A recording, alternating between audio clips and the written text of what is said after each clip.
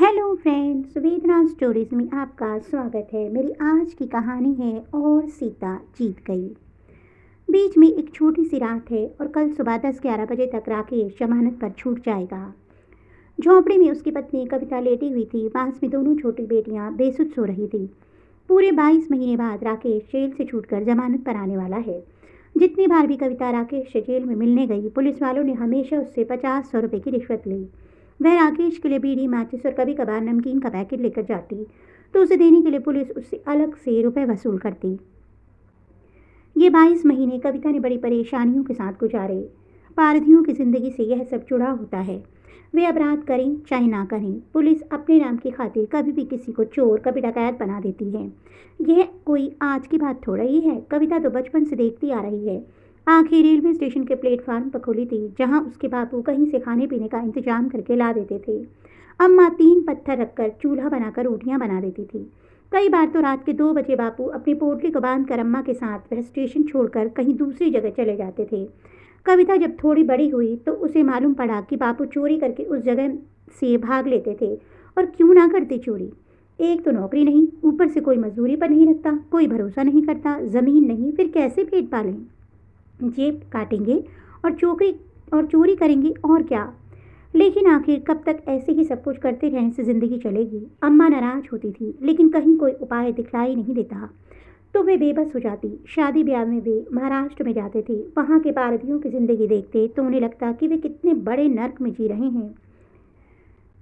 कविता ने बापू से कहा भी था, बापू हम यहाँ औरंगाबाद में क्यों नहीं रह सकते। इसलिए नहीं रह सकते कि हमारे रिश्तेदार यहाँ कम, वहाँ ज़्यादा हैं, और यहाँ की आबो हवा हमें रास नहीं आती, बापू ने कहा था। लेकिन शादी के 4-5 दिनों में खूब गोश्त खाने को मिलता था। बड़ी खुशबू वाली साबुन की टिकियाँ मिलती थी। कविता उसे 4-5 बार लगाकर खूब नहाती थी। फिर खुशबू का तेल भी मुफ्त भी मिलता था। जिंदगी के ये 4-5 दिन बहुत अच्छे से कटते थे। फिर रेलवे स्टेशन पर भटकने को आ जाते थे। इधर जंगल महकमे वालों ने पारधी जाति के फायदे के लिए काम शुरू किया था। वहीं बापू से जानकारी ले रहे थे, जिसके चलते शहर के पास एक छोटे से गांव टूरा खापा में उस जाति के 3-4 परिवारों को बसा दिया गया था। इसी के साथ एक स्कूल भी खोल दिया गया था। उनसे कहा जाता था कि उन्हें शिकार नहीं करना है। वैसे भी शिकार कहाँ करते थे। कभी शादी ब्याह में या मेहमानों के आने पर हिरन फंसाकर काट लेते थे, लेकिन वह भी कानून से अपराध हो गया था। यहाँ कविता ने 5वीं जमात तक पढ़ाई की थी। आगे की पढ़ाई के लिए उसे शहर जाना था। बाबू ने मना कर दिया था। कौन तुझे लेने जाएगा। अम्मा ने कहा था, औरत की इज्जत कच्ची मिट्टी के जैसी होती है, एक बार टूट जाए तो जुड़ती नहीं है। कविता को नहीं मालूम था कि यह मिट्टी का घड़ा उसके शरीर में कहाँ है। इसलिए 5 साल तक पढ़कर घर पर ही बैठ गई थी। बापू दिल्ली या इंदौर के प्लास्टिक के फूल ले आते, अम्मा गुलदस्ता बनाती और हम बेचने जाते थे। 10-15 रुपए की बिक्री, 10-20 रुपए की बिक्री हो जाती थी। लेकिन मौका देकर बापू कुछ न कुछ उठा ही लाते थे। अम्मा निगरानी करती रहती थी। कविता भी कभी कभी मदद कर देती थी। एक बार वे शहर में गए थे, तब कहीं कोई बाबा जी का कार्यक्रम चल रहा था। उस जगह रामायण की कहानी पर चर्चा हो रही थी। कविता को यह कहानी सुनना बहुत पसंद था। लेकिन जब सीता जी की कोई बात चल रही थी कि उन्हें उनके घर वाले राम जी ने घर से निकाल दिया, तो वहाँ बाबा जी यह बताते बताते रोने लगे थे। उसके भी आंसू आ गए थे। लेकिन अम्मा ने चुटकी काटी कि उठ जा, जो इशारा था कि यहाँ भी काम हो गया है। बाबू ने बैठे बैठे 2 पर्स निकाल लिए थे। वहाँ अब ज़्यादा समय तक ठहर नहीं सकते थे। लेकिन कविता के कानों में अभी भी वही बाबा जी की कथा गूंज रही थी। उसकी इच्छा हुई कि वह कल भी जाएगी, धंधा भी हो जाएगा और आगे की कहानी भी मालूम हो जाएगी। बस इसी तरह से ज़िंदगी चल रही थी। वह धीरे धीरे बड़ी हो रही थी। कानों में शादी की बातें सुनाई देने लगी थी। शादी होती है, फिर बच्चे होते हैं। सब कुछ बहुत ही रोमांचक था, सुनना और सोचना। उनका छोटा सा झोंपड़ा ही था, जिस पर बाबू ने मोमजामा की पन्नी डाल रखी थी। एक ही कमरे में वे तीनों सोते थे। एक रात कविता जोरों से चीख कर उठ बैठी। बाबू ने दीपक जलाया। देखा कि एक भूरे रंग का बिच्छू था, जो डंक मार कर गया था। पूरे जिस्म में जलन हो रही थी। बाबू ने जल्दी से कहीं के पत्ते लाकर उस जगह लगाए, लेकिन जलन खूब हो रही थी। कविता लगातार चिल्ला रही थी। पूरे 2-3 घंटे बाद ठंडक मिली थी। जिंदगी में ऐसे कई हादसे होते हैं जो केवल उसी इंसान को सहने होते हैं। कोई और मदद नहीं करता। सिर्फ हमदर्दी से दर्द, परेशानी कम नहीं होती है। आखिर पास के ही एक टोले में कविता की शादी कर दी गई थी। लड़का काला मोटा सा था, जो उससे ज़्यादा अच्छा तो नहीं लगा, लेकिन था तो वह उसका घर वाला ही। फिर वह बापू के पास के टोले का था, इसलिए 5-6 दिनों में अम्मा के साथ मुलाकात हो जाती थी। यहाँ कविता के पति की आधा एकड़ ज़मीन में खेती थी, 8-10 मुर्गियाँ थीं। लग रहा था कि ज़िंदगी बहुत अच्छी है, लेकिन कभी-कभी राकेश भी 4-5 दिनों के लिए गायब हो जाता था। बाद में पता चला कि राकेश भी डकैती या बड़ी चोरी करने जाता है। हिसाब होने पर हज़ारों रुपए उसे मिलते थे। कविता भी कुछ रुपए चुरा कर अम्मा से मिलने जाती तो उन्हें दे देती थी। लेकिन कविता की ज़िंदगी वैसे ही फटेहाल थी, कोई शौक, घूमना फिरना कुछ नहीं। बस देवी माँ की पूजा के समय रिश्तेदार आ जाते थे, उनसे भेंट मुलाकात हो जाती थी। शादी के 4 सालों में ही वह 2 लड़कियों की माँ बन गई थी। इस बीच कभी भी रात को पुलिस वाले टोले में आ जाते और चारों ओर से घेर कर उनके डेरों की तलाशी लेते थे। कभी कभी उनके कंबल या कोई जेवर ही लेकर चले जाते थे। अक्सर पुलिस के आने की खबर उन्हें पहले ही मिल जाती थी, जिसके चलते रात में सब डेरे से बाहर ही सोते थे। 2-4 दिनों के लिए रिश्तेदारियों में चले जाते थे, मामला ठंडा होने पर चले आते थे। इन्हें भी यह सब कुछ करना ठीक नहीं लगता था, लेकिन करें तो क्या करें। आधा एकड़ जमीन, वह भी सरकारी थी, और जो कुछ लगाते उस पर कभी सूखे की मार और कभी ओलों की बौछार हो जाती थी। सरकारी मदद भी नहीं मिलती थी, क्योंकि ज़मीन का कोई भी पट्टा भी उनके पास नहीं था। जो कुछ भी थोड़ा बहुत कमाते वह ज़मीन खा जाती थी। लेकिन वे सबको यही बताते थे कि ज़मीन से जो उग रहा है उसी से ज़िंदगी चल रही है। किसी को यह थोड़े ही कहते थे कि चोरी करते हैं। पिछले 7-8 महीनों से बापू के महुए की कच्ची दारू भी उतारना चालू कर दी थी। अम्मा उसे शहर में 1-2 जगह पहुंचा कर आ जाती थी, जिसके चलते खर्चा पानी निकल जाता था।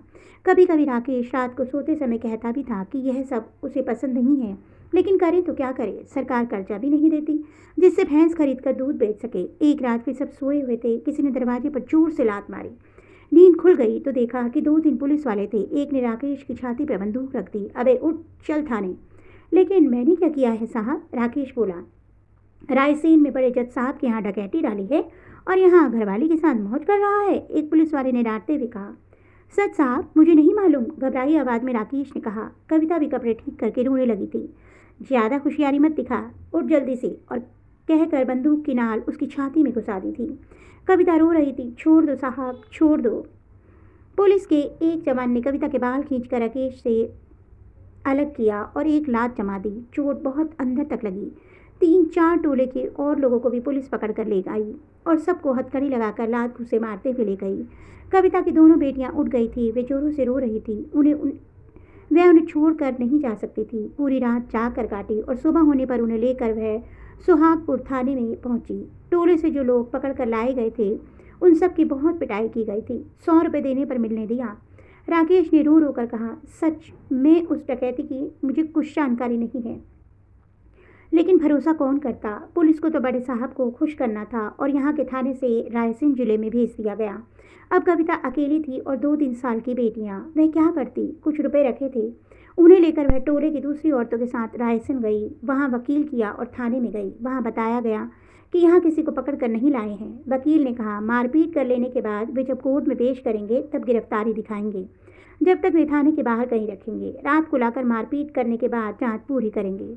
1000 रुपये बर्बाद करके कविता लौट आई थी। बापू के पास गई तो वे केवल हौसला ही देते रहे और क्या कर सकते थे। आते समय बापू ने 100 रुपये दे दिए थे। कविता जब लौट रही थी तब फिर एक बाबा जी का प्रवचन चल रहा था। प्रसंग वही सीता जी का था। जब सीता जी को लेने राम वनवास गए थे और अपमानित हुई सीता जमीन में समा गई थी। सब कुछ इतने मार्मिक तरीके से बता रहे थे कि उसकी आंखों से भी आंसू निकल आए। तो क्या सीता जी ने आत्महत्या कर ली थी? शायद उसके दिमाग ने ऐसा ही सोचा था। जब कविता अपने टोले पर आई तो सीता जी की बात ही दिमाग में घूम रही थी। कैसे वनवास काटा, जंगल में रही, रावण के यहाँ रही और धोबी के कहने से राम जी ने अपने से अलग करके जंगल भेज दिया। गर्भवती सीता को कैसे रहे होंगे राम जी, जैसे कि वह बिना घरवाले के अकेले रह रही है। न जाने वह कब जेल से छूटेगा और उनकी ज़िंदगी ठीक से चल पाएगी। इस बीच टोले में जो कागज़ के फूल और दिल्ली से लाए खिलौने थोक मिलाते उन्हें कविता घर सिर पर रखकर बेचने जाती थी। जो कुछ बचता उससे घर का खर्चा चला रही थी। अम्मा बापू कभी कभी 200-300 रुपये दे देते थे। जैसे ही कुछ रुपये इकट्ठा होते वे रायसेन चली जाती। पुलिस ने राकेश को कोर्ट में पेश कर दिया था और कोर्ट ने जेल भेज दिया था। जमानत करवाने के लिए वकील 5000 रुपये मांग रहा था। कविता घर का खर्च चलाती या 5000 रुपये देती। राकेश का बड़ा भाई मेरी सास भी थी।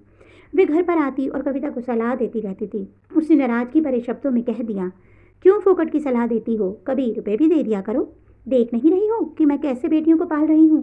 कहते कहते रो पड़ी थी। जेठ ने 1,000 रुपये दिए थे।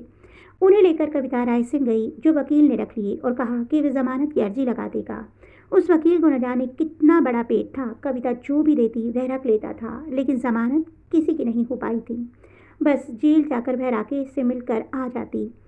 वैसे राकेश की हालत पहले से अच्छी हो गई थी, बेफिक्री थी और समय से रोटियां मिल जाती थी, लेकिन पंछी पिंजरे में कहाँ खुश रहता है। वह भी तो आज़ाद घूमने वाली कौम थी। कविता रुपए जोड़ती और वकील को भेज देती थी। आखिर 22 महीने बाद वकील ने कहा, जमानतदार ले आओ। साहब ने जमानत के ऑर्डर कर दिए हैं। फिर एक परेशानी, जमानतदार को खोजा, उसे रुपए दिए और जमानत करवाई तो शाम हो गई। जेलर ने छोड़ने से मना कर दिया। कविता सास के भरोसे बेटियों को घर पर छोड़ आई थी, इसीलिए लौट आई और राकेश से कहा कि वे आ जाए। 100 रुपये भी दे दिए थे। रात कितनी लंबी है, सुबह नहीं हुई। सीता जी ने क्यों आत्महत्या की? वे क्यों जमीन में समा गई? सीता जी की याद आई और फिर कविता न जाने क्या क्या सोचने लगी। सुबह देर से नींद खुली, उठकर जल्दी से तैयार हुई। बच्चियों को भी बता दिया था कि उनका बाप आने वाला है। राकेश की पसंद का खाना पकाने के लिए मैं जब बाजार गई तो बाबा जी का भाषण चल रहा था। कानों में वही पुरानी कहानी सुनाई दे रही थी। उसने कुछ पकवान लिए और फिर टोले पर लौट आई। दोपहर तक खाना तैयार कर लिया और कानों में आवाज़ आई, राकेश आ गया। कविता दौड़ते हुए राकेश से मिलने पहुंची। दोनों बेटियों को उसने गोद में उठा लिया और अपने घर आने के बजाय वह उसके भाई और अम्मा के घर की ओर मुड़ गया। कविता तो हैरान सी खड़ी रह गई। आखिर इसे क्या हो गया है? पूरे 22 महीने बाद आया और घर छोड़कर अपनी अम्मा के पास चला गया। कविता भी वहां चली गई तो उसकी सास ने कुछ नाराजगी से कहा, तू कैसे आई? तेरा मर्द तेरी परीक्षा लेगा, ऐसा वह कह रहा है। सास ने कहा तो कविता को लगा कि पूरी धरती आसमान घूम रहा है। उसने अपने पति राकेश पर नजर डाली तो उसने कहा, तू पवित्र है ना? तो क्या सोच रही है? तू ऐसा क्यों बोल रहा है? कविता ने कहा। उसने बेशर्मी से हंसते हुए कहा, पूरे 22 महीने बाद मैं आया हूँ। तू बराबर रुपए लेकर वकील को पुलिस को देती रही, इतना रुपया लाई कहाँ से? कविता के दिल ने चाहा कि एक पत्थर उठाकर उसके मुंह पर मार दे। कैसे भूखे प्यासे रहकर बच्चियों को जिंदा रखा, खर्चा दिया, और यह उससे परीक्षा लेने की बात कर रहा है। उस समाज में परीक्षा के लिए नहा धोकर हाथ आधा किलो की लोहे की कुल्हाड़ी को लाल गरम करके पीपल के 7 पत्तों पर रखकर 11 कदम चलना होता है। अगर हाथ में छाले आ गए तो समझो कि औरत ने गलत काम किया था। उसका दंड भुगतना होगा, और अगर कुछ नहीं हुआ तो वह पवित्र है। उसका घर वाला उसे भोग सकता है और बच्चे पैदा कर सकता है। राकेश के सवाल पर कि वह इतना रुपया कहाँ से लाई, उसे सब कुछ बताया। अम्मा बापू ने दिया, उधार लिया, खिलौने बेचे, लेकिन वह तो सुनकर भी टस से मस नहीं हुआ। तू जब गलत नहीं है तो तुझे क्या परेशानी है? इसके बाप ने मेरी 5 बार परीक्षा ली थी, जब यह पेट में था तब भी। सास ने कहा। कविता उदास मन लिए अपने झोंपड़े में आ गई। खाना पड़ा रहा, भूख बिल्कुल मर गई। दोपहर उतरते उतरते कविता ने खबर भिजवा दी कि वह परीक्षा देने को तैयार है। शाम को नहा धोकर पिपली देवी की पूजा हुई। टोले वाले इकट्ठा हो गए। कुल्हाड़ी को उपलों में गर्म किया जाने लगा। शाम हो रही थी, आसमान नारंगी हो रहा था। राकेश अपनी अम्मा के साथ बैठा था। मुखिया जी आ गए और औरतें भी जमा हो गई। हाथ पर पीपल के पत्ते पर कच्चे सूत के साथ बांधा और संडासी से पकड़कर कुल्हाड़ी को उठाकर कविता के हाथों पर रख दिया।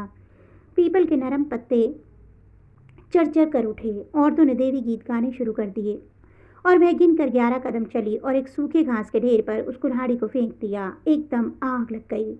मुखिया जी ने कच्चे सूत को पत्तों से हटाया और दोनों हथेलियों को देखा। वे एकदम सामान्य थी, हल्की सी जलन पड़ रही थी। मुखिया जी ने घोषणा कर दी कि यह पवित्र है। औरतों ने मंगल गीत गाए और राकेश कविता के साथ झोंपड़े में चला आया। रात हो चुकी थी। कविता ने बिछोना बिछाया और तकिया लगाया तो उसे न जाने क्यों ऐसा लगा कि बरसों से जो मन में सवाल उमड़ रहा था कि सीता जी जमीन में क्यों समा गई, उसका जवाब मिल गया हो। सीता जी ने जमीन में समाने को केवल इसलिए चुना था कि वे अपने घर वाले राम को आत्मग्लानि से भरा चेहरा नहीं देखना चाहती होगी। राकेश पास में बिछाए बिछौने पर लेट गया। पास में दिया जल रहा था। कविता जानती थी कि 22 महीनों के बाद आया मर्द घरवाली से क्या चाहता होगा। राकेश पास आया और फूंक मारकर दीपक बुझाने लगा। अचानक ही कविता ने कहा, दिया मत बुझाओ। क्यों? मैं तेरा चेहरा देखना चाहती हूँ। क्यों? क्या मैं बहुत अच्छा लग रहा हूँ? नहीं। तो फिर? तुझे जो बिरादरी में नीचा देखना पड़ा, तू जो हार गया, वह चेहरा देखना चाहती हूँ। मैं सीता जी नहीं हूँ, लेकिन तेरा घमंड से टूटा चेहरा देखने की बड़ी इच्छा है। उसकी बात सुनकर राकेश भौचक्का रह गया। कविता ने खुद को संभाला और दोबारा कहा, शुक्र मना कि मैंने बिरादरी में तेरी परीक्षा लेने की बात नहीं की। लेकिन सुन ले कि अब तू कल परीक्षा देगा, तब मैं तेरे साथ सोऊंगी, समझा? उसने बहुत ही गुस्से में कहा, क्या बक रही है? सच कह रही हूँ, नए ज़माने में सब बदल गया है। पूरे 22 महीनों तक मैं ईमानदारी से परेशान हुई थी, इंतजार किया था।